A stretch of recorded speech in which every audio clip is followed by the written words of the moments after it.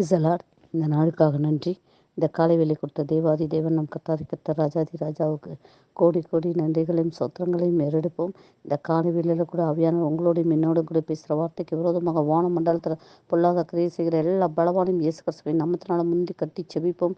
இந்த காலை வேளையில் ஆவியானவர் கொடுக்குற வார்த்தை ஆபகும் 2ஆம் அதிகாரம் 3ஆம் வசனத்தில் ஆவியானவர் பேசுகிறார். குறித்த காலத்துக்கு தரிசனம் என்னும் வைக்கப்பட்டிருக்கிறது. முடிவில் அது விளங்கும். அது பொய் சொல்லாது. அது தாமதித்தாலும் அதற்கு காத்திரு. அது நிச்சயமாய் வரும். அது தாமதிப்பதில்லை. ஆமேன்.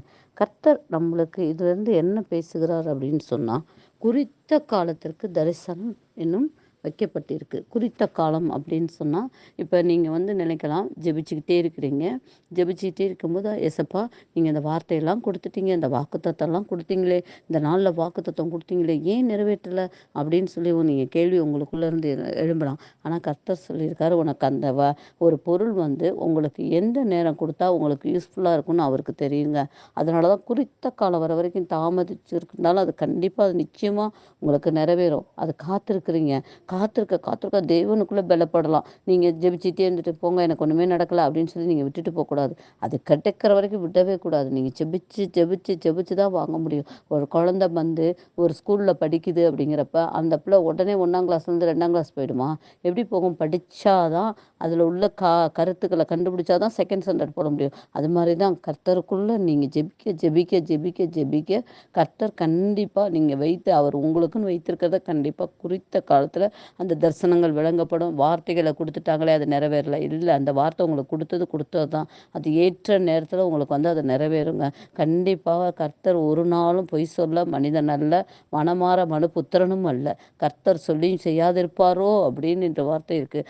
கர்த்தர் கண்டிப்பாக சொன்னதை செய்து முடிக்கும் அளவு உங்களை விட்டு அவர் விலகுவதிலே கைவிடுவதும் இல்லை என்று சொல்லியிருக்கார். கர்த்தர் கொடுத்த வாக்குத்தத்தங்கள் ஒவ்வொன்றும் ஆமேன் என்றும் இருக்கும்போது உங்களுக்காக வைத்திருக்கார். கண்டிப்பாங்க. வெகு நாளாக காத்து கொண்டே இருக்கிறேன், இன்னுமா எனக்கு கிடைக்கலன்னு சொல்லி கொண்டிருக்க சகோதர சகோதரிகளை கர்த்தர் சொல்கிறார், வெகு நாள் காத்திருக்கவர் மனதை இழைக்க பண்ணுவேன், விரும்பினது வருமோ அது ஜீவ விருட்சகமாக இருக்கும் என்று சொன்ன வார்த்தையின் பிரகாரம் கர்த்தர் உங்களுக்கு விரும்பினதை கர்த்தர் சீக்கிரத்தில் கொண்டு வந்து கொடுக்க போறாருங்க. குறித்த காலங்கள் குறித்து வைத்திருக்கிறார். அது கண்டிப்பாக உங்களுக்கு தாமதித்தாலும் கண்டிப்பாக அது நடந்தே தீரும். அது நிச்சயமாக நடக்குங்க. ஒரு நாளும் அது தாமதிக்குதே, நடக்கலை என்று நினைச்சிடாதீங்க. கர்த்தர் நடத்தி கொடுப்பார்.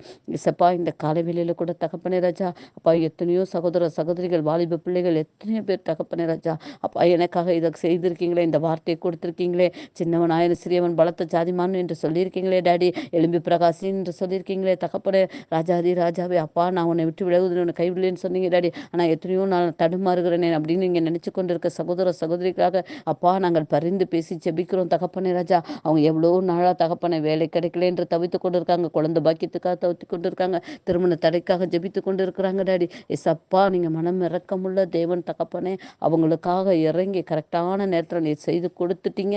அதற்காக நன்றி சொல்லி சொத்தரிக்கிறோம் தகப்பனே. உடைய கிருபையின் கரத்துக்குள்ள எல்லா காரியத்தையும் தாழ்த்தி அர்ப்பணித்து ஜெபிக்கிறோம். நீங்கள் பொறுப்பெடுத்து வழி நடத்துங்க. இயேசு கிறிஸ்துவின் நாமத்தினால ஜெபிக்கிற என் ஜீவனுள்ள நல்ல பிதாவே. ஆமென், ஆமென், ஆமென்.